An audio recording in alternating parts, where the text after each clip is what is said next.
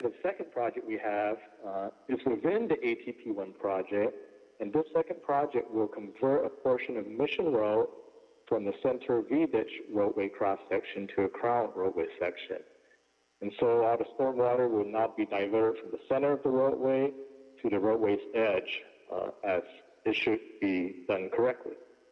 And this project is presently in the design phase. And then finally, our third project is the Mission Myers and Jessie Roundabout project. And this project will eliminate 2 short T intersections and basically combine them into a circular roundabout so that we can improve vehicle circulation in this area here. All right, and this project is currently in the bid and award phase. So in order to tackle these 3 projects, DOE solicited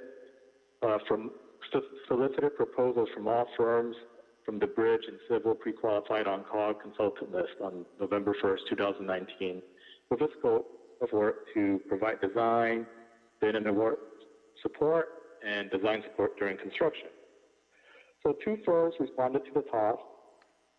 After reviewing the proposals and qualifications and experiences of the firms, MGE Engineering Inc. was selected.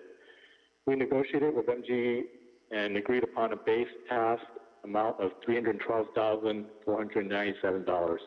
And then after including contingency, the total requested task budget authority is $359,497. These projects are partially funded by federal ATP funds. The minimum disadvantaged business enterprise or DBE participation goal has been set at 8%. For this task order, MGE is pledging a DBE participation of 97.6%, so well exceeding our minimum goals. So this concludes my report. I'm open to any questions you may have at this time. All right, thank you, Mr. Lamb.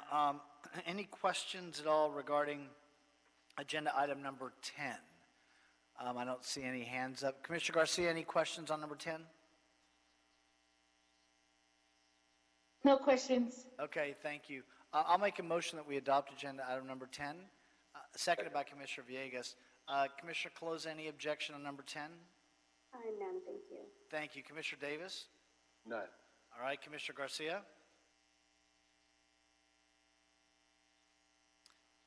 Commissioner Garcia, any objections on number 10? None. Sorry, I was on mute, couldn't get it out. Okay, yep, thank you.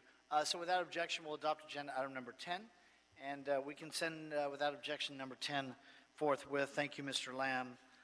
Agenda item number 11, Council District 1, a supplemental agreement change order number 22 and revised construction budget for United Engineering and Construction.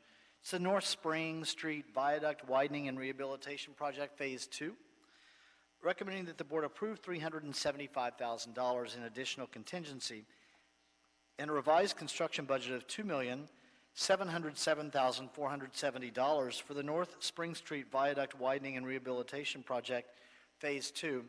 And secondly, authorize the city engineer to issue a supplemental agreement change order number 22 to United Engineering and Construction for not to exceed amount of $250,000 for the project to brace the existing east shared property wall in place. And Ms. Lau on number 11. Thank you. Good morning. Shirley Lau with the Bureau of Engineering, Bridge Improvement Division. This project for the North Spring Street Phase 2 Widening and Rehabilitation Project will address existing geometric and design deficiencies on North Spring Street, which is south of the North Spring Street Viaduct. It will also improve pedestrian, bicycle, and vehicular circulation, primarily focused to access the Los Angeles State Historic Park. Widening and retrofit of the viaduct itself was phase 1 of this overall project, and it was completed last year.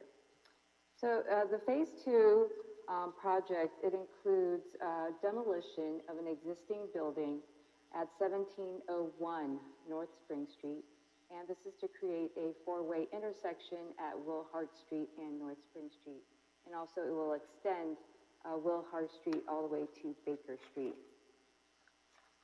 The east wall of this building at 1701 North Spring Street, it serves as a property wall to an adjacent property at 1709 North Spring Street. And this property wall, per the contract documents when we bid the project, was to be replaced with a new wrought iron fence. Prior to the start of demolition, the attorneys for the adjacent property owner at 1709 North Spring Street, they issued a cease and desist letter to the city, and they produced documents proving that the wall in question is a party wall, with each property owner owning half. And so after further review and discussions with our BOE real estate group, as well as with the help of the city attorney's office, we did determine that this party wall is co-owned by both parties. So as the co-owner, the adjacent property owner objected to replacing it with just a wrought iron fence. They rather we demolish the wall and construct a new one. However, BOE determined that the cost would be significantly higher, and we do not have the funds to construct the brand new wall. And it was more economical to support the wall in place.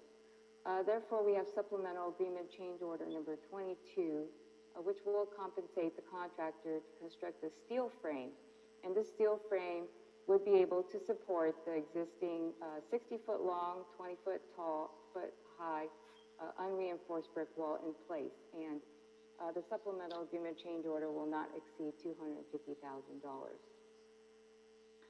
Also, during demolition, the contractor encountered significantly more hazardous material than originally anticipated.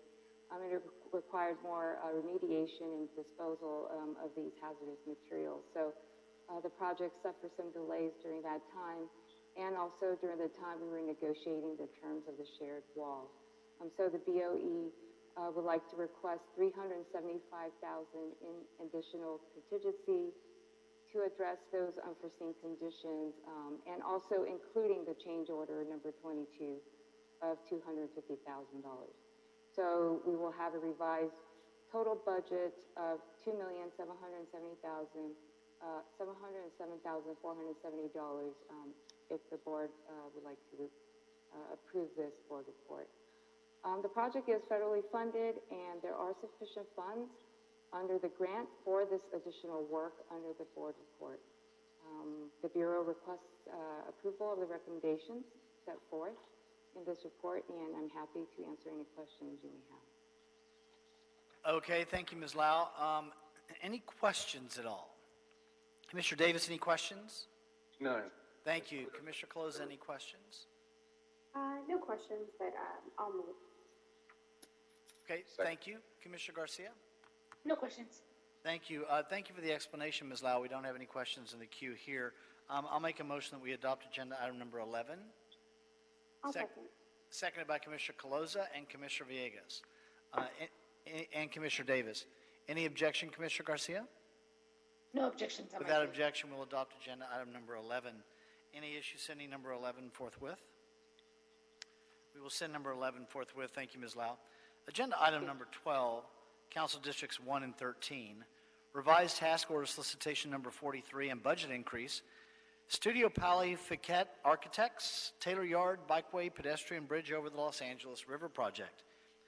Recommending that the board authorize the city engineer to issue a revision of TOS number 43 to Studio Pally Fiquette Architects, increasing the budget authority from $505,407 to $705,407. That's clearly a $200,000 increase for design and construction administration services during construction.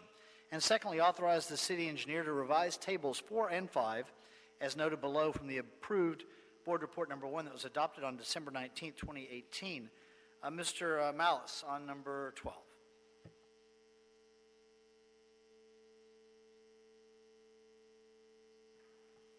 Do we have no Malice on number 12? He was here a few Yes. minutes ago. There we Hi, go. I'm We here. hear you. I'm sorry. Looks like I was muted. Yes, I'm Nur Malhis, Bureau of Engineering. Go ahead, sir. Okay, so to give you a background, thank you. Good morning, Commissioners. Thank you for the introduction. So to give you a background, this project, Taylor Yard Bikeway Pedestrian Bridge Project, will construct a multimodal bridge over LA River between Elysian Valley on the south and Chilliwack on the north. The bridge is being designed for bicycle and pedestrian use and will also support emergency vehicles. The proposed steel frame bridge will be approximately 400 feet long and be supported on abutments on the north and south and a concrete foundational support pier in the central portion of the LA riverbed. And the width of the actual bike and pedestrian path will be 18 feet wide. We are currently in construction. We've finished the foundation elements, and now this season, we're gonna be constructing the superstructure, which is the steel bridge.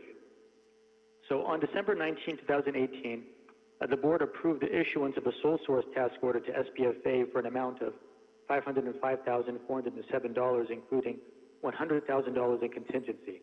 And that could be seen, that board report is in a transmittal number 2 within this board report. We wanted to request to make a minor revision to the board report, and that's to tables 4, sub-consultant utilization completed as of June 1st, 2018, as well as table 5, which is the anticipated business inclusion program. We wanted to make a change to one of the sub-consultants' construction specification services. Their fee needs to be revised for the total amount invoiced from $1,500 to $4,500, so a $3,000 increase. And that will modify the initial base task and contingency, which is going to be reflected in tables 4 and 5 of that report. And this adjustment for these tables are seen under tables 1 and 2 within this report. So essentially, the fee on the total invoice to date went from $975,143 to $978,143, and the initial base task decreased from $405,407 to $402,407, and that's what our requested changes to those tables consist of. Going back to this board report, to date, most of the contingency has been expended due to unforeseen expenditures relating to additional design requirements, additional design coordination services for permitting, miscellaneous design changes, added construction support for civil engineering, and one main notable design change relating to the foundation elements of the bridge, which included, extensive structural and geotechnical modeling and analysis. So during construction, the drilling subcontractor, Mahaffey Drilling Company, mispoured one of the 4 84-inch diameter cast and drill hole piles that we have for the project. We have 4 of them total, and they mispoured one of them. They did that by not following the proper pile installation procedures and techniques. This resulted in a pile which was filled with a mixture of concrete, slurry, sandy soil, and has basically no structural capacity. It's determined, after investigating the situation, it's determined that this pile had to be abandoned in place and a new pile and pile cap had to be redesigned. ARUP, the structural engineer of record, was contracted to provide the redesign, which included both the structural and geotechnical analysis. The total fees for those equated to $105,991 for that whole redesign, because it has a cause and effect relationship. It's not just redesigning one pile. You have to structure it globally and analyze all the piles in the foundation and the pier wall as a whole. So with this, due to the limited budget authority, the BOE had only authorized $29,964 for the amount for the geotechnical analysis, which was $7,491 less than the whole negotiated amount. So out of the $105,991, $68,000 was for the structural analysis and $37,000 was for the geotechnical. So that left that shortfall to the budget we had of $7,491. So in terms of the notice to proceed that we have to date, in terms of the amount that we've authorized, all the services amounts to $501,070.59, which is close to exhausting the current budget authority of $505,407 from the original December 19, 2018 board report. And this leaves only $4,336.41 of contingency remaining. And this can all be seen under Table 3 for the notice to proceed breakdown of all the different description of services. Based on the construction expenditures to date for this project, as well as construction administration costs of prior and current bridges over the LA River of a similar scope, the BOE is requesting an additional contingency in an amount of $200,000. And this will be used to authorize and pay for the remaining $7,491, as well as any unanticipated issues, including any redesign or new design of project scope. So the total fees will amount to $705,407 based on the requested contingency in this board report.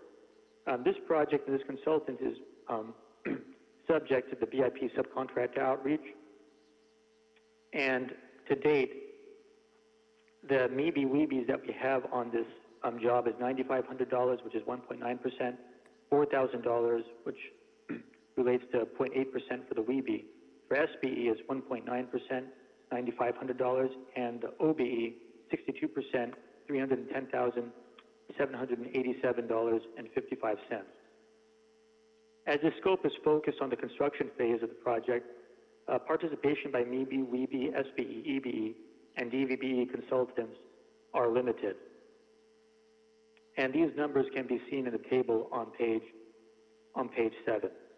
And also additionally for this project, as reconciling tables 4 and 5 of the 2018 board report, PhD Design Office, which is an OBE firm specializing in art and signage, which was initially contracted to do work for this project for $25,000.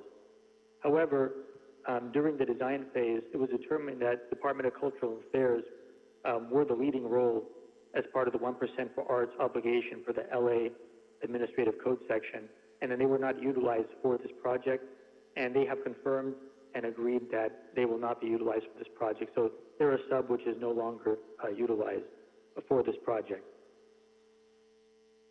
In terms of the status of funding, this project will be funded from Metro.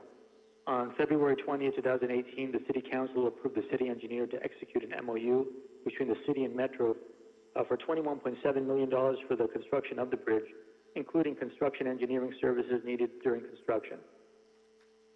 And all of this, this funding source has been, or the funding account has been authorized and established, and we're just adding to that, and that's fund number 68250, appropriation unit 50 PVCW. This concludes the report. If you guys have any questions, I'll be glad to answer them. Thank you for the detail. We'll start with Commissioner Davis. Yes, I wanted to get some clarification in terms of the funding. I know you said that Metro funds it. Does that mean that it is a federally funded project, or are these funds coming from local funding sources? These funds are coming from local funding sources, and there's no federal funding for this project. Okay, great. Thank you. Commissioner Garcia? I have no questions. Thank you, President. Thank you. Commissioner Caloza? I don't have any questions, but I can move. Thank you. And Commissioner Villegas? Just one question. Thank you, President James. If you could clarify, I didn't hear necessarily if you hit on the subcontractor that made the mispor, McHafey Drilling Company. They won't be used again? Well, that's up in the air. I think there's administrative items we have to go through with our Bureau of Contract Administration. But one thing thank you for this question. One thing I realized I didn't mention in the report is that they will be paying for the fee for the mispor. So the redesign fees will be borne on the contractor. But in terms of your original question, that's something we're still working with our Bureau of Contract Administration and also talking to Bureau of Engineering to see if they will be barred from ever bidding on a city project. I have to look at the rules and regulations of barring a subcontractor from ever bidding on a city project and what it entails and what are the criteria to bar them. Yeah, and they will be talking to the city attorney's office about this as well, obviously. Oh, of course. I'm sorry, Ted. Absolutely. It involves everybody, BCA, city attorney, our Bureau of Engineering. Thank you. Mm-hmm. Thank you, Commissioner Villegas. Mr. Jordan, any concerns on your end at your office regarding our ability to move forward on this item? No, I think the Bureau has done a very good job in managing a difficult situation. Great, thank you. Then I'll make a motion that we adopt agenda item number 12. Did Commissioner Caloza, was that a motion from you? Yes, I can move. Okay, second it. Thank you. Any objection? I'll second it. And a second from Commissioner Davis as well. Commissioner Garcia, any objection? No objections on my side. Okay, without objection, we'll adopt agenda item number 12. Any issues sending number 12 forthwith? We'll send number 12 forthwith. That moves us to number 13, annual notice of significant non-compliant industrial users for calendar year 2019. Thank you, Mr. Malice. Dr. Campos, before we move to 13, would you check the lines again? Just because of, we're changing categories again here. Absolutely. Fernando Campos, Executive Officer. I'm going to check. We'd still have the same line ending in 47607. If you'd like to make any commentary, you can unmute yourself by pressing *6. Caller ending in 47607. We are on item number 13. Would you like to make any commentary on this item? Hearing none, I will go ahead and mute you back. And we do have one more caller, Mr. President, and that is caller ending in 7048. Caller ending in 7048. If you're calling in through the landline, if you can press *6, identify yourself, and let us know if you have any commentary. We are on item number 13. Caller ending in 4048. You can press *6 to unmute your microphone or your landline. Caller ending in 7048. I'm going to go ahead and unmute your microphone at this time. If you'd like to speak or provide any commentary on item number 13. Caller ending. Hey, this is Manik Mohandas. Can you hear me? Yes. Good morning. I am Manik Mohandas with Industrial Waste Management Division, Bureau of Sanitation. Manik, just 1 second, Manik, please. Yep. Give me 1 second.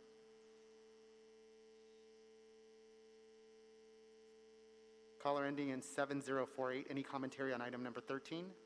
Hearing none, I will go ahead and mute your microphone back. If you'd like to make any commentary on any of the other items, you can press *9 to raise your hand. Thank you. Thank you, Dr. Campos. On agenda item number 13, recommending that the board approve publication of the 2019 public notice of significant non-compliant industrial users, and secondly, instruct sanitation to publish the 2019 public notice of significant non-compliant industrial users in a newspaper of general circulation that provides meaningful public notice within the jurisdiction served by the City of Los Angeles. And obviously the list, as it always is attached to the board report. We have a representative from the Bureau on this one, Dr. Campos? Yes. Yes, we do. I'm here. This is Manik Mohandas. Oh, go ahead, sir. Sorry about that before. I'm with Industrial Waste Management Division, Bureau of Sanitation. We administer the EPA's pre-treatment program and regulate the discharge of industrial wastewater from various industrial users and commercial users in the city. We currently have an inventory of 178 permittees. Our pre-treatment program ensures safe operation of conveyance systems and water reclamation plants by permitting and monitoring the discharge from these industrial users. Every year, we publish a list of permittees who were in significant non-compliance with federal and local regulations as required by EPA. For the year 2019, we have 12 industrial users under significant non-compliance, resulting in an overall compliance rate of 93% for our pre-treatment program. Our program is effective as the compliance rate is above the EPA guidelines of 85%. We hereby request the board to approve this publication in Los Angeles Times newspaper to provide notice to the general public. I am here to answer any questions you may have. Okay, thank you. Any questions at all from, we do this at least annually. Obviously, this one's an annual list. Monique, I've got one question, just out of curiosity, really. From year to year, does it look like we are reducing the number of significant non-compliant users? Our compliance rate has been over 90% for the past few years, and the numbers do fluctuate based on changes in the number of permittees we have in our inventory. So we have been quite steady, or we have been maintaining a consistent compliance rate. Anything above 85% is considered as a successful pre-treatment program according to EPA guidelines, and we have been successful enough in maintaining those compliance rates. All right, thank you for that. Any questions from Commissioner Caloza? Yes, thank you, President James. I just have a few follow-up questions. Thanks for your presentation. I had a question if there are any repeat offenders that you notice that are on your non-compliance list year after year, or anybody that's done it more than once that's on this list? Yes, Commissioner. During last year's presentation, there was a request made to us to identify any repeat industrial users from the previous year. So we have included one such permittee, bionutraceutical, in our list this year, and we did make a note of it in the transmittal we had included in the board report. There was a change in personnel in this particular industrial user of the facility, and they were not aware of the permit requirements and when and how they need to turn in the monitoring reports.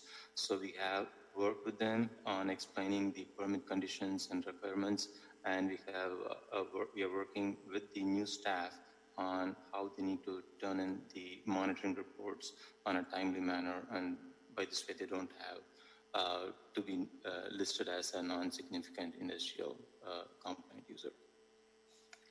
Thank you for explaining that.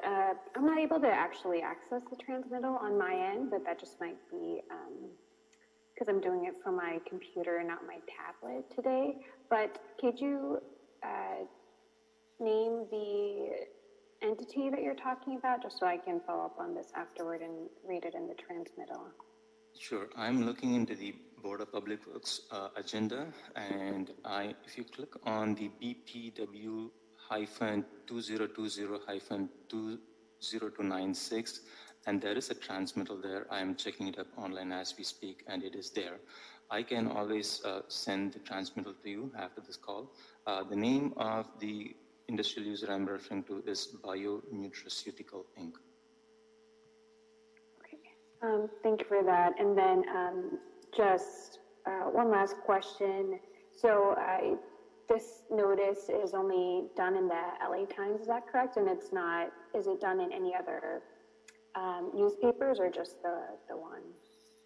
EPA guidelines require us to publish in a newspaper of general circulation in the local area, and we have been publishing it in the LA Times for many years, since it's a widely read newspaper, so we have been publishing it in the Los Angeles Times newspaper.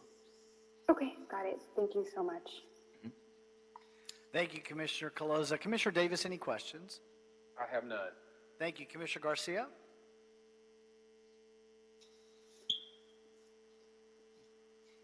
Commissioner Garcia, we can't hear you. Sorry about that.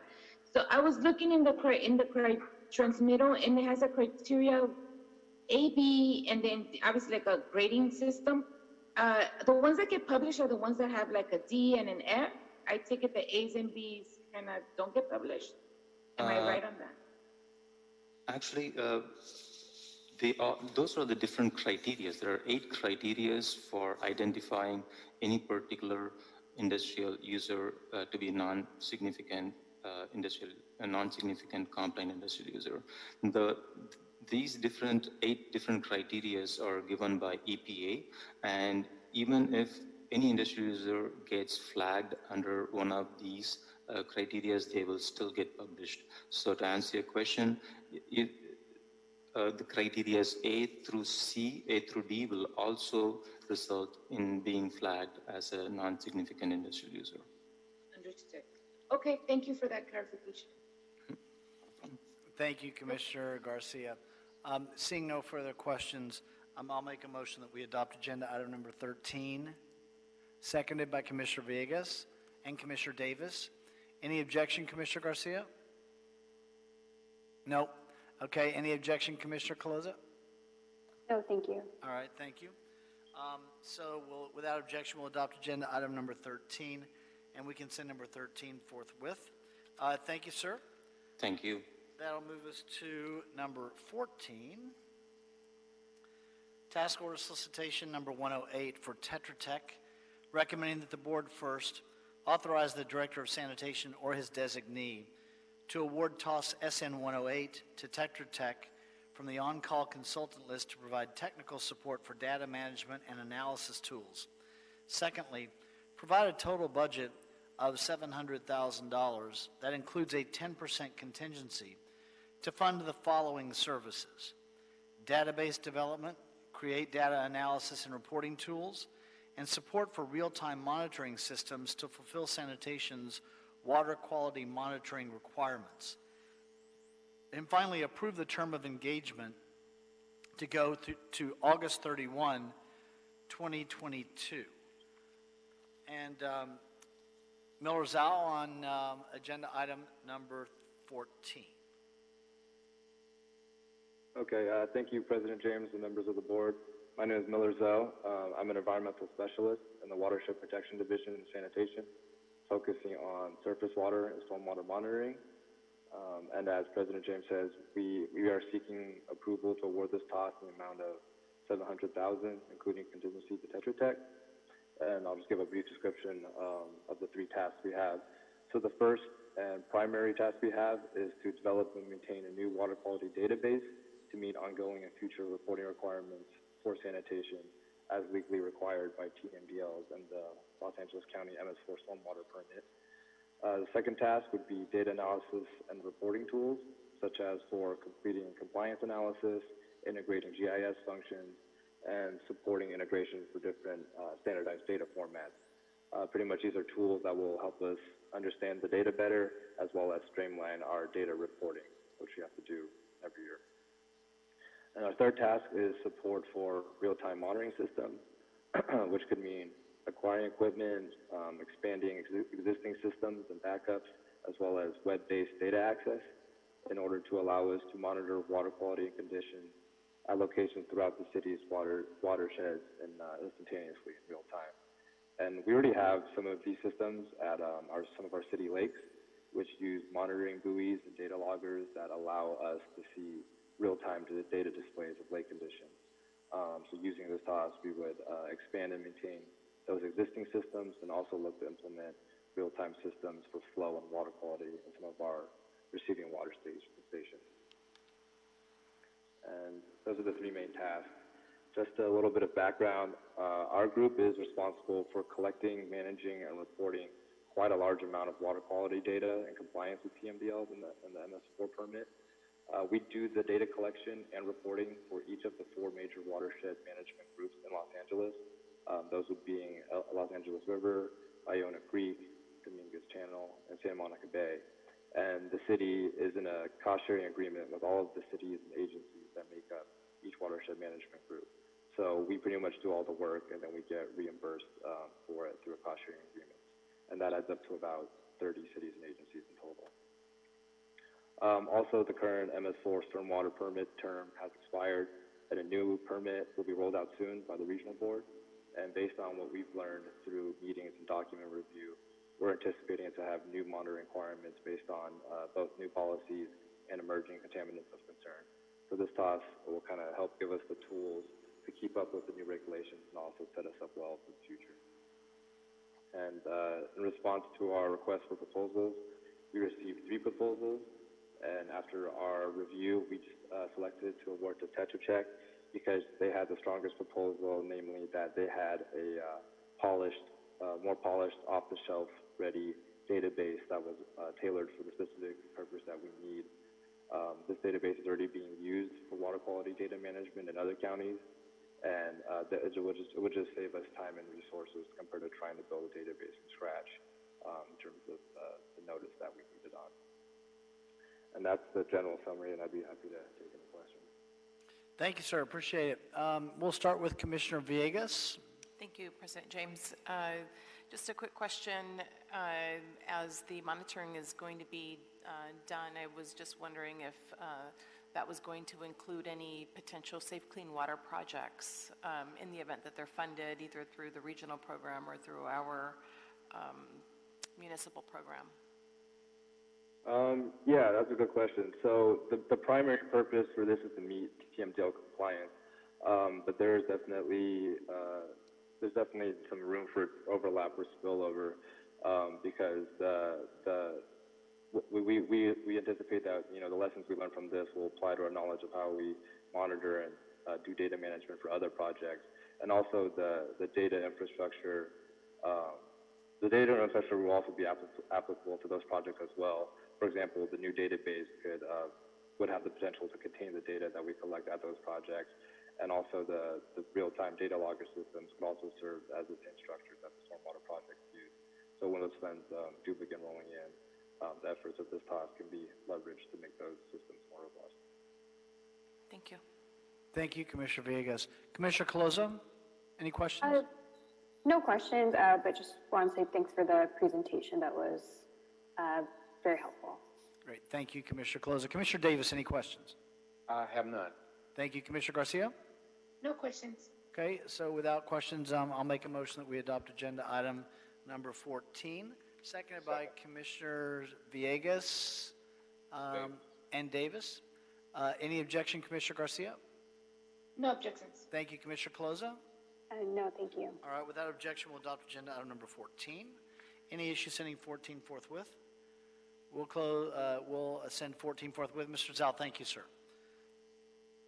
Agenda item number 15, purchase orders for Hyperion Membrane Bioreactor Pilot Facility Project, recommending that the board authorize sanitation, or the director of sanitation, to request, let me start that over again. Recommending that the board authorize the director of sanitation to request the General Services Department to solicit quotes and issue purchase orders for the procurement and installation of equipment of the Membrane Bioreactor Pilot Facility Project at the Hyperion Water Reclamation Plant at a cost not to exceed $16,010,000. Dr. Hugh Cox is on the line from sanitation on number 15. Good morning, Commissioner. Can you hear me? Yes. Yes. Great, thank you. My name is Hubertus Cox, LA Sanitation and Environment Water Recycling Implementation Division. And with this board report, we are asking the board to authorize LA Sanitation to work with the General Services Department to solicit bids and issue purchase orders for the procurement and installation of equipment for the Membrane Bioreactor Pilot Project at the Hyperion Water Reclamation Plant. This pilot project is a small but a critical component of our Hyperion 100% recycled water program, as we have been directed by the mayor to make the city of LA 100% recycled water by the year 2035. And in order to meet that goal, Hyperion will have to undergo a major transformation and build advanced treatment processes for producing recycled water. The overall goal of the pilot project is to evaluate the reduction of pathogens by membrane bioreactors for producing recycled water at Hyperion, and to obtain regulatory approval, specifically from the State Department of Drinking Water. That approval is required because our recycled water will in the future be conveyed to groundwater aquifers for potable water use applications. So the public health requirements must be addressed now and before we can proceed with the design of the new Hyperion. With a total estimated cost of $60 million, including 10% contingency, the pilot facility will be a temporary facility with a capacity of about 1 million gallons per day to mimic future operations at Hyperion in the year 2035. And we will be testing the membrane separation systems from 3 major vendors in the USA that were pre-qualified and approved by the board for a different project at Hyperion. We have discussed the procurement and the installation of the equipment with the General Services Division, and upon your approval, we are ready to provide GSD with all the technical specifications needed for soliciting the bids. and it is our goal to issue the purchase orders before the end of this fiscal year and complete the installation of the pilot facility by the end of next year. Once completed, we will have 1 year of intensive testing and data analysis, along with multiple discussions with the Department of Drinking Water. The end goal of the project is to obtain regulatory approval of the membrane bioreactor systems so that these systems can be considered for Hyperion in 2035. That concludes my staff report, and I will be happy to address any questions you may have. Thank you. We'll start with Commissioner Davis.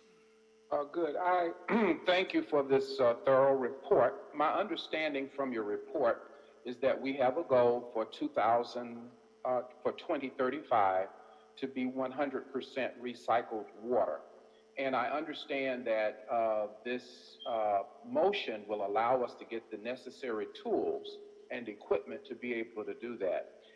Could you tell me what is the status now in terms of how many percentages of recycled water we currently use, or is this proposal in motion getting us an opportunity to begin to make progress towards the goal? So basically my question is, have we at any point in time begun the process of implementing tools to acquire to any degree recycled water to date? Thank you. That's a great question. And in order to answer that question, I have to start by saying that in the city of Los Angeles, we have 4 water reclamation plants.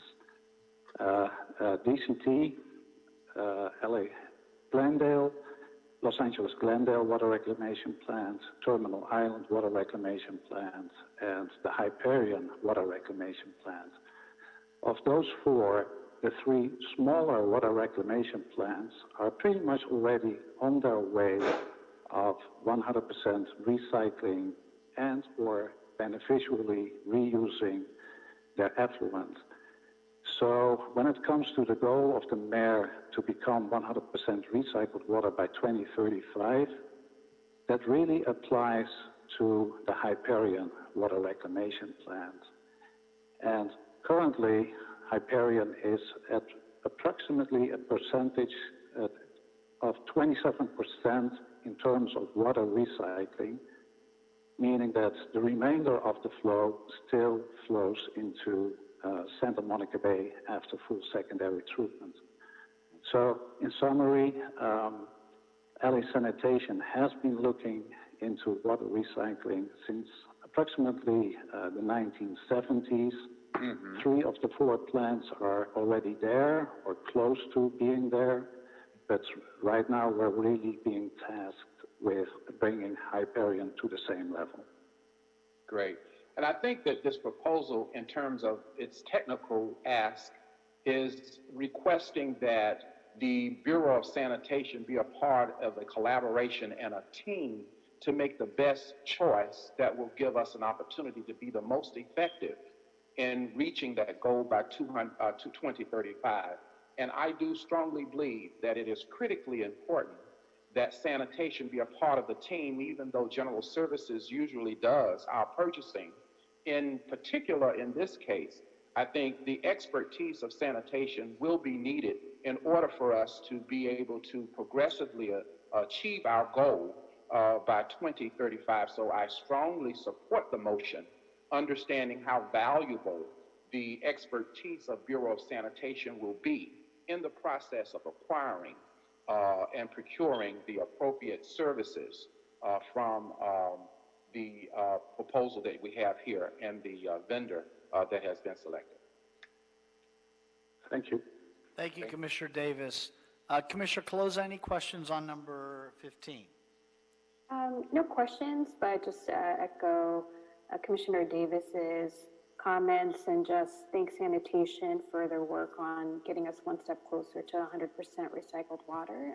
And just thanks to Dr. Cox and Tim DeFetta for the briefing that they gave me on this. It was impressive work that they're doing on behalf of the city. So thank you. Okay, thank you. Commissioner Garcia, any questions? No, no questions on my side. I just want to say that thank you for the report. It was pretty well explained. Okay, thank you. I have no questions. Commissioner Villegas is good as well. I'll make a motion that we adopt agenda item number 15. Thank you, Mr. Cox. Is there a second on the motion, Commissioner Davis? By Commissioner Davis. Any objection? Commissioner Garcia, any objection? No objections. Thank you. Commissioner Caloza, any objection? No, thank you. All right, seeing no objections in the room, without objection, we'll adopt agenda item number 15. Any issue sending 15 forthwith? We can send it forthwith. Thank you, Mr. Cox. Dr. Cox, appreciate it. Agenda item number 16. Thank you. This is, by the way, Mr. Jordan, I'm assuming with your silence, you all are good on number 15, correct? Yes, we concur in the Bureau's recommendation. All right, thank you. Agenda item number 16, addendum to settlement agreement, Hyperion Water Reclamation Plant, recommending that the board authorize the Director of Sanitation or his designee to approve and execute the addendum to the settlement agreement and stipulation for entry of administrative civil liability order number R4-2017-0199. And we have Hai-Seng Kim from Sanitation on number 16. Hello. Hello. Go ahead, sir. Good morning. My name is Hee-Sang Kim from Hyperion Water Reclamation Plant, Bureau of Sanitation.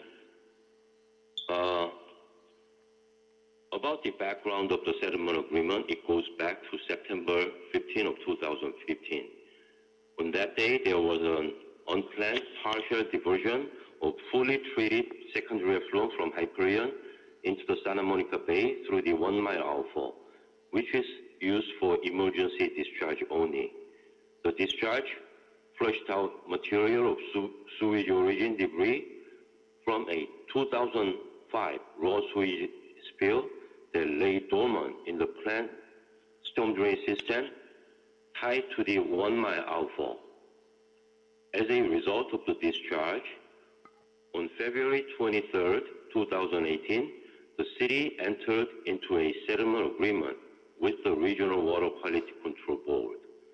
The settlement agreement obligated the city to pay $2.26 million, half of which would be paid to State Water Pollution Cleanup and Abatement Program account, and the remaining balance of $1.13 million would be suspended pending completion of 3 supplemental environmental projects. The first of the 3 projects, named Environmental Cleanup and Awareness Project, was timely completed prior to the deadline of January 31st, 2019. The other 2 projects are for stormwater quality improvement and infiltration. They are named Slauson Avenue Green Alley and Kitty Hawk Avenue Green Walkway projects, with project deadline of April 1st of this year. Both of the stormwater projects are in drainage area of Bayona Creek in West Los Angeles, close to Hyperion Water Reclamation Plant. The benefits of the projects are to capture stormwater and infiltrate into ground, and to reduce stormwater pollution discharged to the Santa Monica Bay. The scope of Slauson Avenue project includes paving existing dirt alley with asphalt and building a rain garden at the end of the alley, which turns muddy and flooded whenever there's decent amount of rainfall. Kitty Hawk Avenue project would replace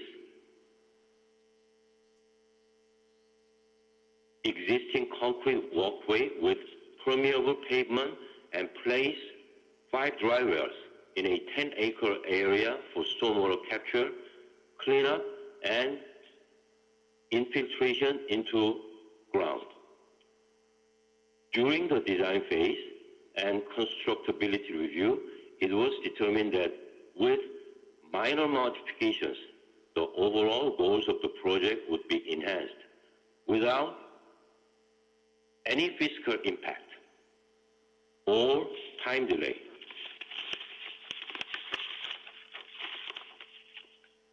The city's proposed modification for the Slauson project would replace the initially planned rain garden with permeable pavement.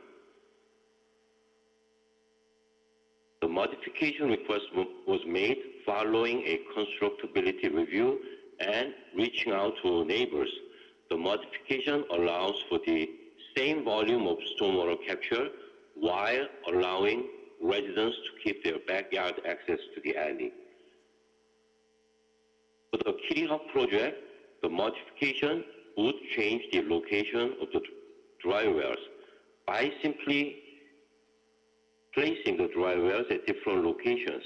We determine the drainage area and stormwater capture will be doubled.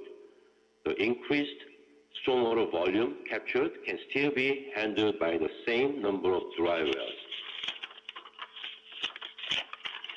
The proposed modifications were presented and accepted by the Regional Water Board in early January of this year. The construction of the projects began right after the approval and completed in March of this year. However, the Regional Water Board would like to properly document the changes and require the addendum. The addendum also allows 2 months' time extension in order to complete the necessary paperwork.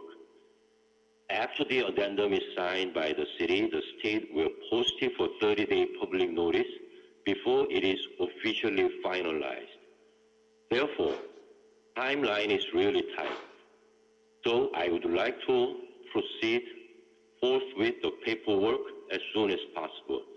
Again, the modification does not have any financial impact. So that's the end of my presentation. I can't take any questions if you have. Thank you, Mr. Kim.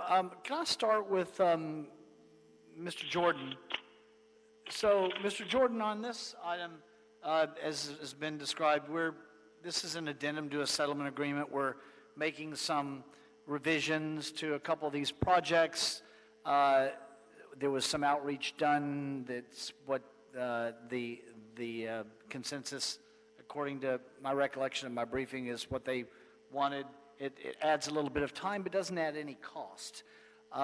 Is your office okay with this and the procedural process we're going through? Yes, a couple of thoughts. I actually have Adina on the line as well, who can get into more details if you like. But she and I have also discussed it, and we're on board with the change that is being recommended here. Also, I'll point out, during the meeting, I've actually gotten a copy of the mayor's memo. A copy of what? Memo. The mayor's March 19th memo. Oh, got it. The belt tightening memo. This agreement, this addendum does not fall within that, so no further approval other than the board will be needed here. Great, thank you. Also, recognizing that there is no additional cost to the settlement addendum as well. Any questions to Commissioner Davis? No, none. I'm glad that a mutual agreement has been put together and that I certainly support it in moving forward so that we can continue our work with stormwater capture. Thank you. Commissioner Garcia, any questions? No, no questions. Thank you for the report. Okay, thank you. Commissioner Caloza, any questions? No questions. Thank you for sanitation for briefing me on this item and answering my questions there. Okay. Then I'll make a motion that we adopt agenda item number 16. Seconded by Commissioner Villegas. Any objection, Commissioner Garcia? No objections. Okay. Any objection, Commissioner Davis? None. Okay. Any objection, Commissioner Caloza? No, thank you. Okay. Without objection, we'll adopt agenda item number 16. Any issue sending number 16 forthwith? We'll send number 16 forthwith. So that takes us to agenda item. Let's go to agenda item number 17. Dr. Campos, we just have 17 and 18 left, correct? Yes, that is correct. Okay. Agenda item number 17, Council District 3, Streets LA. Tree removal at 6109 North DeSoto Avenue. Recommending that the board find under the California Public Resources Code, Section 21166 and the State CEQA Act, Guidelines Section 15162, on the basis of substantial evidence contained in the whole record, that since the city's prior certification of environmental impact report case number, and it's written there, there have been no changes to the project, changes with respect to the circumstances under which the project is being undertaken, or new information of substantial importance concerning the project, which cause new significant environmental effects, or a substantial increase in the severity of previously identified significant effects, and therefore no subsequent EIR, supplemental EIR, or other analysis is required for the project. Secondly, specify that Streets LA, that's the Bureau of Street Services Urban Forestry Division located at 1149 South Broadway, is custodian of the documents or other material that constitute the record of the proceedings upon which the board's decision is based. And third, approve the request for a fee tree removal permit to remove 4 trees, which include 3 Modesto ash trees and 1 tulip tree. Tree replacements are required. Dr. Campos, we have now switched categories again. I recognize that we may have some folks on agenda item number 18, which we'll get to in a moment. Would you check the line on number 17, please? Absolutely. Fernando Campos, Executive Officer. We do have one new caller on the line, caller number 13091. Caller number 13091. If you're dialing in, if you can press *6 to unmute your microphone. We are on item number 17. It's a tree removal on DeSoto, North DeSoto Avenue. Caller number 13091. Yes, can you hear us? Yes, from Cal Builders, if you can just be on hold just a few minutes. I'm screening out a phone call right now for public commentary. Going back to caller number 13091. Caller 13091, your microphone is unmuted. You can also do so by pressing *6. Would you like to make any commentary on item number 17 or item number 18? Hearing no comments, I'm going to go ahead and place you back on hold and mute. Mr. President, there is no commentary on item number 17. We also do have 2 callers from the builder, the developer, Cal Builders, that's on hold. If you have any questions, they are available for any questions. Is that on 17 or 18? That's on 17. Oh, we have the reps on 17. Yes, 18 is a sidewalk repair project. Let's go to, and they're here just for questions, correct? Correct. One of them does have their hand up, so as soon as you would like to open up those, the microphone, we can go ahead and unmute them. I'm sorry? One of the developers has his hand up and would like to make any Okay, well, we'll go ahead and hear from Mr. Banuelos, and then we will move along to our callers. Mr. Banuelos, you're here on number 17, correct? Yes, that's correct. Okay, we've called 17, so go ahead, sir. Yes. Good morning, President James, Commissioners, Mr. Jordan, Dr. Campos. Hector Banuelos with the Streets LA Urban Forestry Division. We have before us is a request for a fee permit to remove 4 trees for a construction of a 7-story multifamily 358 residential unit project there on the corner of North DeSoto Avenue and Irwin Street in the community of Woodland Hills, and that's within the Warner Center Pacific Plan area. As a condition to build, the developer is required to widen the roadway on DeSoto from a 40 feet half roadway to a 56 feet half roadway.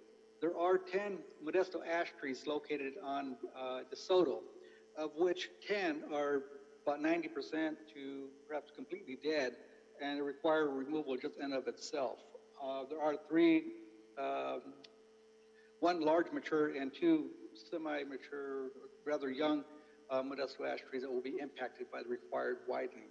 In addition to the widening, they are required to construct a driveway there along Irwin Street, which will impact 1 of the 6 tulip trees growing along Irwin Street.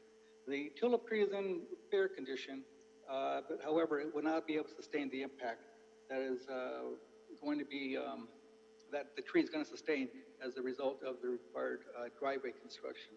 there along Irwin Street. If approved, the applicant shall replant a minimum of 12 36-inch box-sized maidenhair ginkgo trees and to water the trees for a 3-year period. The Department of City Planning has invoked several conditions on this particular project here, which is also within collaboration with the Bureau of Engineering as the street widening condition, right? So the Department of City Planning did produce a environmental impact report, and the Streets LA reviewed the environmental impact report. It does appropriately address the removals and replacements of the trees on for the project. The 3rd Council District Office, the Department of Neighborhood Empowerment, and the Community Forestry Advisory Committee were informed of the tree removal permit request. The Streets LA did not receive any correspondence from neither one of the organizations as to opposition of the project. Okay, thank you, Mr. Banuelos. And the tree removals are covered in the environmental documents? Yes, that is correct. Yeah, as I previously mentioned also, the 7 of the trees are just about dead. As a matter of fact, when we went out to inspect the trees out in early November, one of the trees was in such bad condition that we had to call in one of our crews in to remove it, to immediately strip it down to a standing stump. Okay. So they're in pretty bad shape. Thank you, sir. No questions in the room right now. Any questions from Commissioner Garcia? No, not now. Thank you. Any questions from Commissioner Cloza? No questions, thank you. Thank you. Commissioner Davis, any questions? We have the support of the council offices, and we've not had any, to your knowledge, any problems from neighborhood associations with regard to the 4 trees? That is correct, not to my knowledge. All right, thank you. Thank you. Regarding the developers' representatives that are on the line, I don't think we have any questions for them. Dr. Campos, would you check the line and see if they would still like to speak? Absolutely. And we'll need their name, of course, for the record. Hi, is this Matt from Cal Builders? We went ahead and unmuted your microphone. We are on item number 17. Would you like to make any commentary? Hi, this is Sean Ebenheim. I'm the CEO of California Home Builders. I just wanted to add, someone asked about the community. We did receive approval of the Neighborhood Council for the project, knowing that there will be widening, so I assume they knew the trees will be removed and replanted, so I just wanted to add that to the record. Okay. Thank you, sir.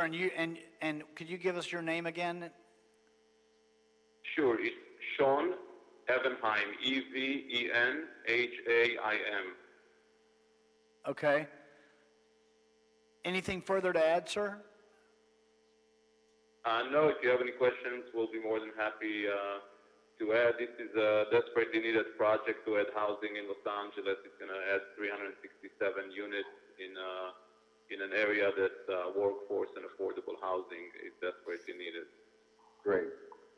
Okay, thank you. Hold the line, sir. Mr. Banuelos, can you hear me? Can you hear me, Hector? Mr. Banuelos? Mr. Banuelos? Did we lose Hector? Hector's still on the line. I can go ahead and unmute him. Hector? Yes, I'm here. Sorry about that. Okay, did you hear that? Were you able to hear the commentary from the caller? Yes, I was. Okay, there was a reference to neighborhood council support or approval. Is that consistent with your record? Yes, I have not heard from any of the neighborhood councils on approving the subject matter, but neither have I heard any opposition as well. Okay.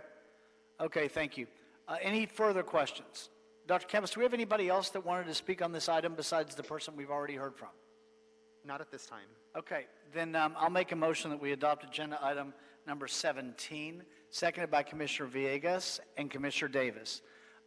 Commissioner Caloza, any objection? None, thank you. Thank you. Commissioner Garcia, any objection? No. Thank you. Without objection, we'll adopt agenda item number 17. Any issue sending 17 forthwith? We'll send number 17 forthwith. Thank you to the callers that called in and made themselves available. And thank you for your patience today since we got to this item later in the agenda.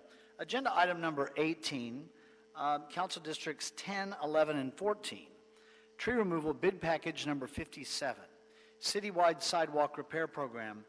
Recommending that the board find that the tree removal classifies as operation, repair, maintenance, or minor alteration of existing street, sidewalk, and gutter involving negligible or no expansion of use beyond that previously existing, and does not involve the removal of a scenic resource.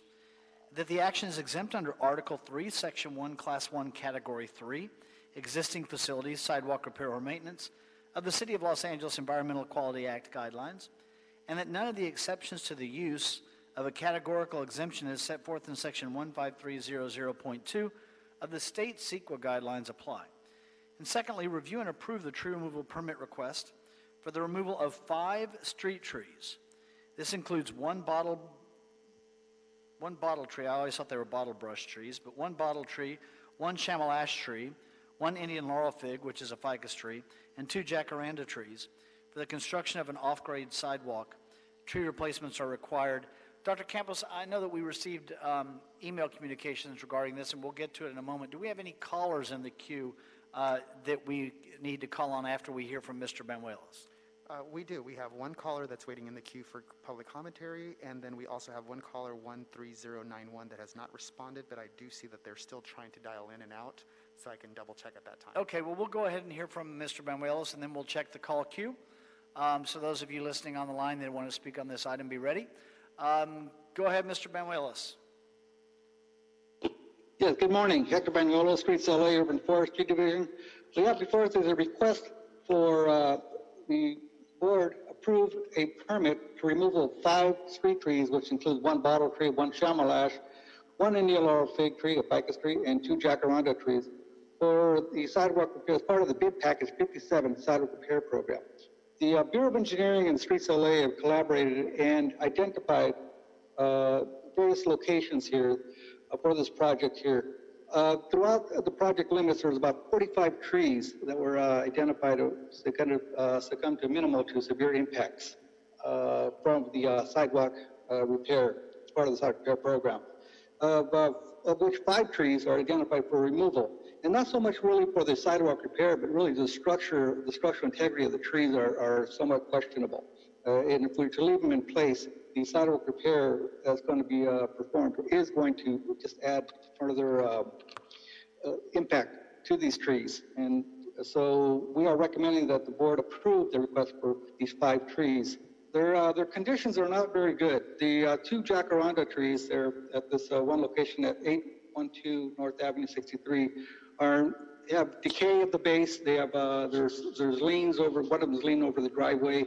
They're just really outgrowing the growing space and should be removed just for that reason alone. There's 1 Indian laurel fig tree, 1 ficus tree at 3527 South Ocean Avenue. They have fruiting bodies at the base of the tree, and the tree should be removed just for that reason alone as well. And the sidewalk repair will, in fact, do detrimental damage to the structural integrity of the tree. The bottle tree has a lien over the street. It has a lot of surface roots. These trees cannot be root pruned or sustain very much root pruning at all. And so therefore we're recommending that tree be removed as well from the sidewalk repair. There are no opportunities there to enlarge the tree wells or reduce the sidewalk width at that location for this tree. And then we have the last, the 1 chamal ash tree at 2729 East New Jersey Street. That tree is has somewhat of an awkward crown on it. Codominant limb. They're really odd branching structure on the tree, and there's a lean towards the street as well. And to root prune or even cut the roots on that side, the opposite, the lean is going to definitely add to compromising the structural integrity of the tree. So therefore, we're recommending that the removal of the 5 trees is approved by the board.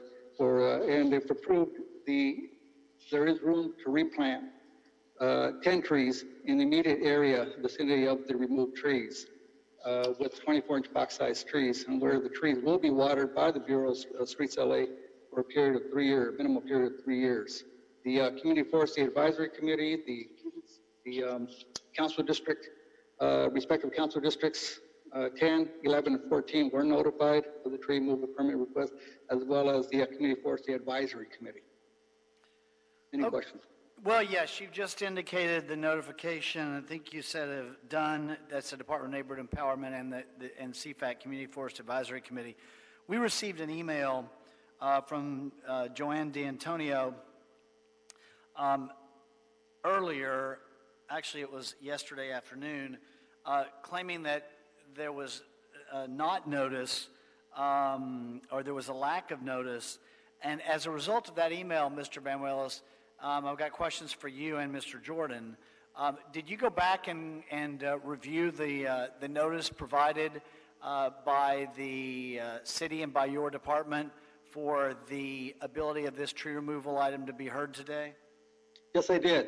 And in fact, several members of the Community Forestry Advisory Committee, including the chair of CFAC, Community Forestry Advisory, were notified of the pre-removal permit request on February 7th.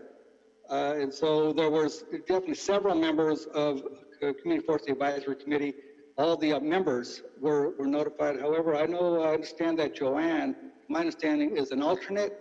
We usually don't notify the alternates, but I guess we have kind of, since Joanne is so involved with tree removals and the requests and likes to monitor them as well, we had made appropriations to notify her as well. But for reasons unknown that I can't explain, I'm not sure why she wasn't notified on this request. However, the CFAC, or the Community Forestry Advisory Committee, were notified, as well as the council office, as well as the Department of Neighborhood Empowerment. All right, thank you, Mr. Banuelos. Mr. Jordan, can you hear me?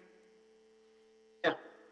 So regarding this request that the notification, or the claim, I should say, allegation that notification was faulty, did you guys have a chance to did you have a chance to look at this from your city attorney perspective?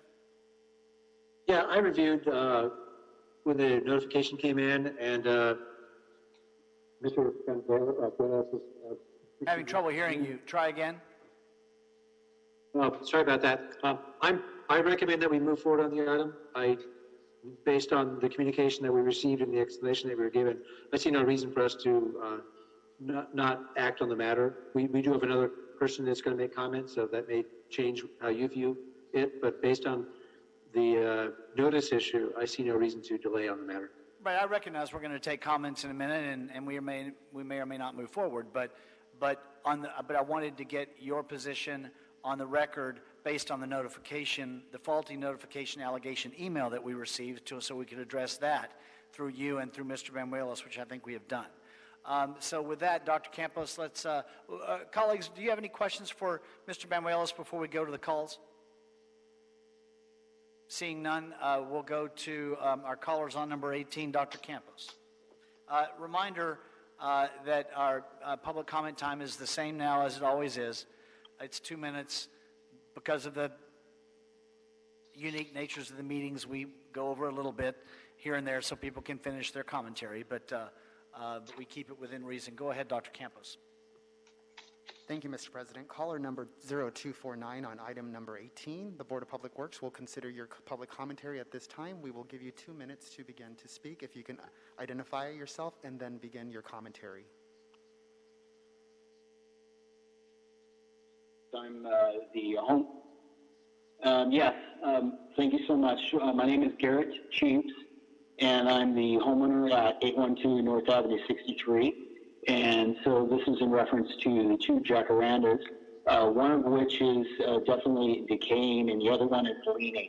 My request here is to get a stay of execution on the leaning jacaranda.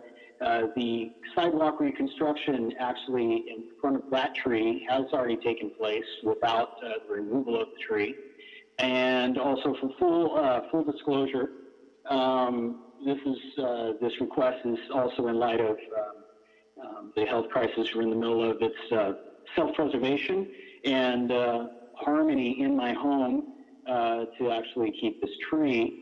Also, it does provide significant shade in the afternoon that also helps keep our cooling bills, at bay in the summer. And that's it. Thank you so much for your time.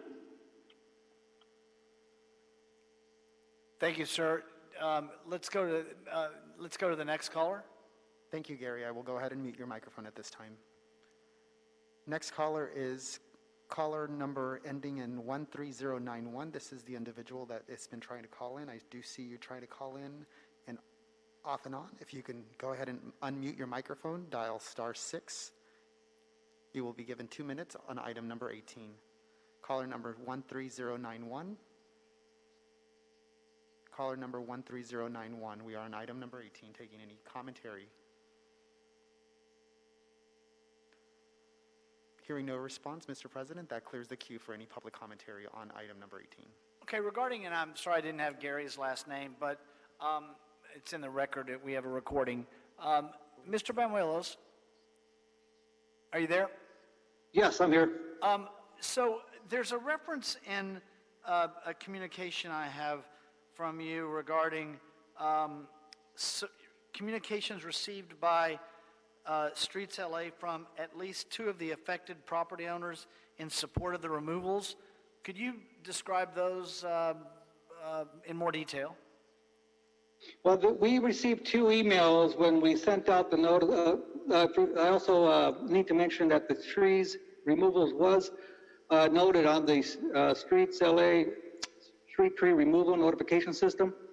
And so it appeared that the 2 stakeholders did post to be notified, did request to be notified of the public hearing when the date became available.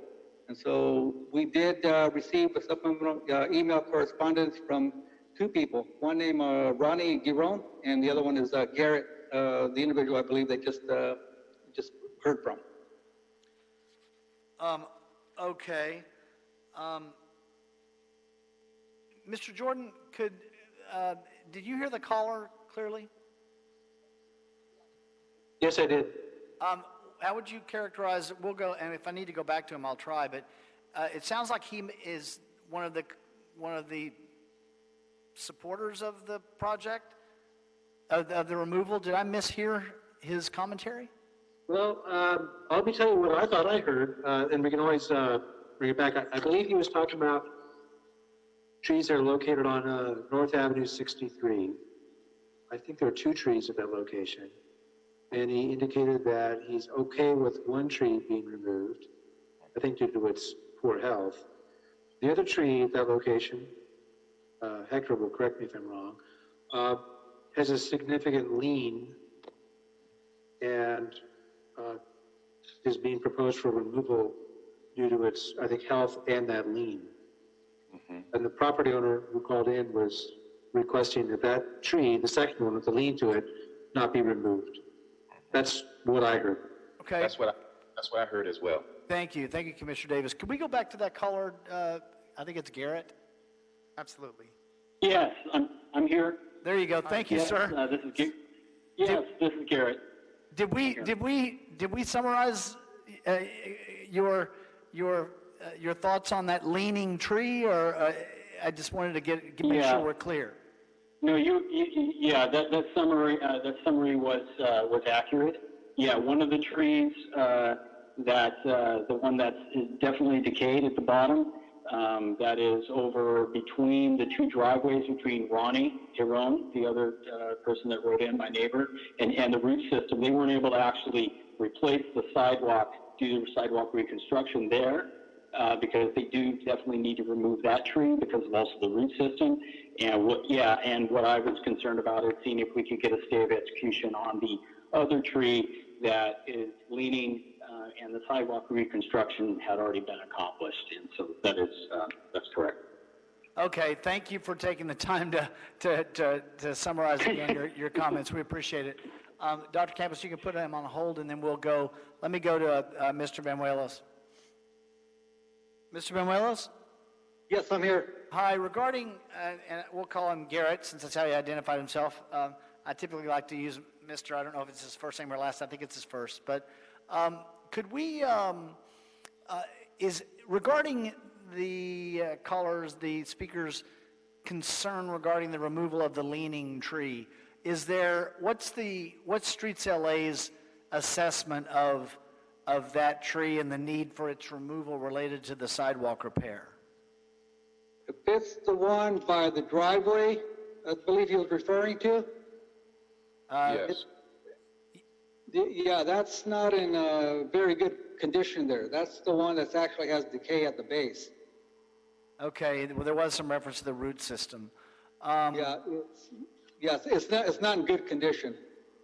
We don't necessarily wish to leave that tree or have the tree remain in place. I hate to throw this out, and Ted Jordan may scold me. Mr. Jordan. Yeah, I don't think Hector was talking about the same tree that the property owner was. And we can get back on the line again, but there are two trees at the location. One has some significant decay, the other one has a lean. So I think we should talk to Hector about the tree that's leaning. Well, the tree that has the lean has insufficient clearance over the sidewalk. It is leaning towards the home. And so that tree will grow. It's a very small growing space there. It's only about maybe 2 feet or 2.5 feet wide, which isn't very, a lot of surface roots there. There's not many anchoring roots there that's supporting that tree. And so when that tree starts to grow, it will have even more liable to actually fail onto the home, therefore potentially causing property damage and or maybe even personal damage or personal injury. Well, that's what you went there, Hector, on where I was going to go. As I was saying, Mr. Jordan may scold me, but my concern, Mr. Jordan, with not moving on this leaning tree is because it's a leaning tree, and we may have some potential liability there in addition to the fact that we're trying to repair the sidewalk. Any thoughts on that from you? I can't hear you, Mr. Jordan. Sorry about that. There we go. I was actually just in the report that you have before you, so Got it. I would suggest you take a look at transmittal number 4, which are the photographs of the tree. I see it. You'll have to scroll down a bit to get to the tree that's on Avenue 63. You'll see that it has a significant lean to it. Yes. And it's characterized as having insufficient clearance. We could ask Hector to, measure how high that tree is, but, trees are not allowed to grow over the sidewalk in a way that impairs pedestrian travel on the sidewalk. So I am concerned about the lean of the tree, although I obviously can't take measurements through the photograph. So, Mr. Banuelos, that's the only tree that is the subject that's kind of left that we're talking about out of the 5, correct? I'm sorry, what was that question again? The leaning tree that Mr. Jordan and we've just identified in the board report, we're just talking about one tree that is the subject of discussion now. We've got 4 of them that are not controversial, right? Yes, that's correct. And let me also add that there is decay within that tree as well, within the trunk. All right, so is there one of the things about Streets LA that you, particularly in the last couple of years, you all have really worked hard at assessing the trees related to the sidewalk repair program in particular, where there's a potential for saving them. So much that you've come in on occasion with recommendations for denial, not as on various projects, but also in working with engineering and communities and council offices on saving trees in various methods related to the sidewalk repair program. Is this subject tree, I'll call it the controversial tree today, the leaning tree, is it a candidate for saving? Is there a possibility that it's a candidate for saving such that it would warrant further review by Streets LA? Or is it not a candidate for further review by Streets LA, in your opinion? It's not a candidate. All right. Due to the condition and structure of the tree, it's not a candidate for preservation, unfortunately. Any other questions for Mr. Banuelos on agenda item number 18? Commissioner Davis. I was going to ask if, in fact, the constituent had gotten an independent arborist evaluation of the tree, or did they just feel personally, because it's in their, on or near the property, that they wanted it to be there? Or did they get any kind of opinion about the potential of the tree being saved or not? Can you, Dr. Campos, can you see if Garrett's still available? Absolutely. Garrett, I've went ahead and Yes, unmuted your microphone. I'm here, and and I appreciate everyone's time. To answer that question, no, we did not get an independent arborist on that. This is purely based on just our own opinion. Right. Okay. All right, thank you, sir. Again, we appreciate it. Commissioner Davis, anything further? No, I wanted to just make sure that I was clear in terms of how much information they had about the tree. Okay, thank you. Any questions from Commissioner Caloza? Thank you, President James. I have a question for Mr. Benuelos. Can you, do you happen to know if the specific request for this package, is it tied to the access request that we have? I'm not, I believe it is part of the access request. Okay. And just for the record, for Mr. Garrett's,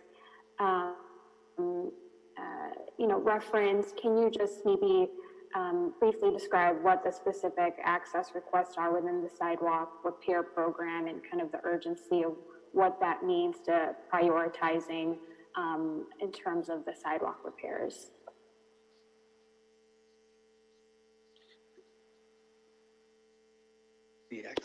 Mr. Benuelos? Yeah, so the access, as far as the way I understand the access repair program is, well, the access with the sidewalk repair program is that the sidewalks are repaired from street end to street end. And just to add to that, within the sidewalk repair program, Mr. Garrett, there's different levels of priority and different requests and how they're categorized. If this one is part of the access request, which sounds like it is, based off of what Mr. Benuelos said, it was submitted to us by somebody who has access issues. And so that's one of the reasons why we are prioritizing and really trying to expedite the improvements of these sidewalks and making sure that the walkway and the sidewalk is accessible, since we have to meet certain guidelines with the American Disabilities Act with how wide our sidewalks are. And just looking at the picture and just concurring with what Mr. Ted Jordan said and what Mr. Benuelos said, there does look like it's a significant lean into the sidewalks, which could impair somebody if they were in a wheelchair, if they have certain access issues. So I just wanted to add that. I agree. Thank you, Commissioner Caloza. Commissioner Garcia, anything else? No, I agree with everybody. Is there a way, and probably not, I understand the residents' concern that we're gonna basically take away a tree that's giving them shade at this point, and we're gonna put in probably a very small tree that will take many years to get to the point where this is at. But at the same time, we also have the need to take care of the sidewalk, and this doesn't seem to be a safe situation. Is that right, Hector? Yes, there's also room to plant one tree there in front of 812 Avenue 63, I mean. This wouldn't help. One tree, is it gonna be a small tree, one of the bigger trees we have? It's going to be a 24-inch box size crepe myrtle is what we're recommending for that very small growing space. It's not a large tree, Commissioner Garcia, honestly, for you. Okay. Well, this is a tough one. Okay, well, I just wanted to get clarification. Thank you for that. And thank you, Jessica, for the access briefing also. Thank you. Colleagues, let me just put this on the table. I certainly appreciate Garrett's patience in working with us on this and his concerns. And I feel like we've considered those, along with the notification concern that we got, and I thank you to Mr. Jordan and Mr. Banuelos for responding on that one. This is one of those tough situations that we run across with our sidewalk repair program, where we have to balance safety to the community in more than one way on this one. One, safe access and passability through our sidewalks pursuant to the laws that we're required to follow. And secondly, to avoid potential liability from what is a leaning tree. And the cost sometimes is shade that some of these trees, are just beautiful and majestic in their own ways. Some of the more mature and healthy ones, all of them have their own beauty, but some of them, as I've said before, are just so environmentally beneficial. That's where I want to commend Streets LA on the credibility that they've built with the environmental community and with our urban forest advisory and advocacy communities on saving trees in this circumstance. But based on what I've heard today, I don't feel like this is the leaning tree, given the totality of the circumstances, is one out of the 5 that we can save. And so for that reason, obviously I welcome any alternative thoughts on that. But based on that, I would put a motion on the table that we adopt agenda item number 18 as is. Well, Mr. President. Go ahead, Commissioner Davis. Is that a second? Yeah, I wanted to say, though, I really do wish that we did have an independent assessment of the tree, if it at all humanly possible would be able to be presented. And at the same time, obviously, public safety is our number one and our top priority. And again, I do empathize with the comments of Vice President Garcia, that the shade that this tree will provide for the constituent and their family is certainly something that impacts their quality of life. And I really do wish that we could save this particular tree, in as much as that the construction around the tree or whatever is being done around the tree has been done with the tree still in existence. But, again, tough decisions have to be made, and public safety is our top priority. But I thought it important to let the constituent know that I do empathize with him and would love to have had an opportunity to consider and ponder even more the possibility of the tree remaining, but at the final conclusion would not want to have a tree that would in the future harm him and his family or his property for that matter. I hear you, Commissioner Davis. Again, that's why I mentioned that I just feel like with everything that we've heard, the importance and the priority of the sidewalk repair program, the fact that affects public safety of an entire community, really, and everyone, an entire neighborhood, certainly, is a better way to put it. And so does the shade from a tree, but we have to balance these, and we've got a recommendation. We don't have a separate independent, which is always beneficial if you can have that, and sometimes we do, but we don't have that today. So we have as I mentioned a moment ago, I feel like is the growing credibility of our urban forestry division on assessing these opportunities when they can save a tree, which is unfortunately not one of these. I still feel like maybe I put pressure on you, Commissioner Davis, when I couldn't hear you right away when I asked you if that was a second.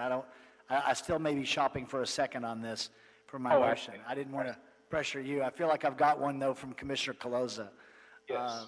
Right. Well, we will support it. I just thought it was important to let the constituent know that our board does have various opinions, and that we do want to, whenever possible, to preserve trees. But again, public safety is our top priority, and I have to make a decision to that end. Thank you, Commissioner Davis. So that's a second from Commissioners Caloza and Davis. Any objection, Commissioner Garcia?